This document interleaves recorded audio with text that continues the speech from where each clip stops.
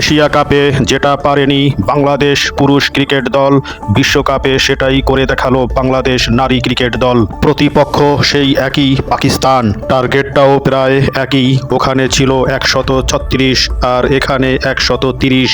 ব্যবধানটা শুধু ফরম্যাটে, ওটার ছিল টি-20 আর এটা ওয়ানডে। ছেলেদের মতো লেজে গোবরে অবস্থা হয়নি মেয়েদের। তারা ধৈর্যের সাথে, আস্থার সাথে, সাহসিকতার সাথে মোকাবেলা করে পৌঁছে গেছে জয়ের সঠিক বন্দরে। টসে হেরে বোলিংয়ে এসে গল্পের শুরুটা করেছিলেন মারুফা আক্তার। নিজের প্রথম ওভারের পঞ্চম ও ষষ্ঠ বলে পরপর দুটি উইকেট নিয়ে শুরুতেই পাকিস্তানকে কোণঠাসা করে দেন। পাকিস্তানের দলীয় 2 রানের মাথায় প্রথম উইকেটের পতন, সেই 2 রানের মাথায় দ্বিতীয় উইকেটের পতন। এখান থেকে আর ঘুরে দাঁড়াতে পারেনি পাকিস্তান। শেষ দিকে বোলিংয়ে এসে স্বর্ণা আক্তার কফিনে শেষ পেরেক ঠুকে দেন। নিজের প্রথম ওভারেই উইকেট মেডেন লাভ করেন স্বর্ণা আক্তার। দ্বিতীয় ওভারও উইকেট মেডেন। তৃতীয় ওভারে উইকেট পাননি। চতুর্থ ওভারে তৃতীয় বলে এসে আবারও উইকেটের দেখা পেলেন তিনি।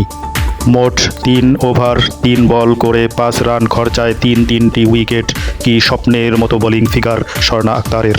নাহিদা আক্তার 8 ওভারে 19 রান খরচায় 2টি উইকেট লাভ করেন। 38.3 ওভারে 129 রানে অল আউট পাকিস্তানের মেয়েরা। জবাব দিতে নেমে রুবাইয়া হায়দার ঝিলিকের অপরাজিত হাফ সেঞ্চুরিতে অনায়াসে জয়ের বন্দরে পৌঁছে যায় বাংলাদেশ নারী ক্রিকেট দল।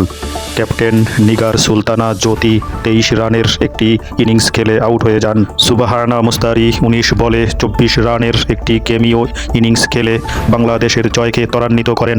মাত্র 31.1 ওভারে 7 উইকেটের বিশাল জয় দিয়ে বিশ্বকাপের যাত্রা শুরু করল বাংলাদেশ নারী ক্রিকেট দল। হৃদয়ের অন্তঃস্থল থেকে অভিনন্দন, শুভেচ্ছা, ভালোবাসা, সেই সাথে শুভকামনা রইল পরবর্তী ম্যাচগুলোর জন্য। Good luck Bangladesh.